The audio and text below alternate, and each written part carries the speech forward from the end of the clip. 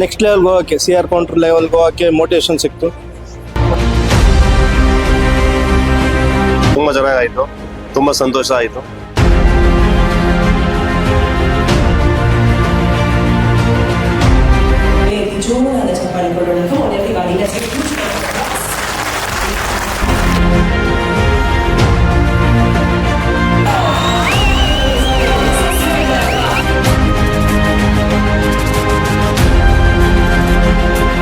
ಮೈಸೂರಲ್ಲಿ ಫಂಕ್ಷನ್ ಮಾಡಿರೋದು ತುಂಬ ಎಕ್ಸ್ಪೆಷಲಿ ಸಂತೋಷದ ವಿಷಯ. ಮೂಲೆ ಮೂಲೆಗಳಿಂದ ಬಂದಿದ್ದಾರೆ ಮೈಸೂರಿಗೆ ಏನಕ್ಕೆ ಅಂದರೆ ಕಲ್ಚರ್, ಸಾಂಸ್ಕೃತಿಕ ನಗರಿ ಅಂದರೆ ಮೈಸೂರು ಅಂತ ಇಂಪಾರ್ಟೆಂಟು. ಏಷ್ಯನ್ ಪೇಂಟ್ಸು ಓಪನಿಂಗ್ ಮಾಡಿದ್ದೇ ಮೈಸೂರಲ್ಲೇ, ಅದಕ್ಕೆ ಮೈಸೂರು ತುಂಬ ಇಂಪಾರ್ಟೆಂಟ್ ಆಗಿದೆ ಅಂತ ಮೈಸೂರಲ್ಲೇ.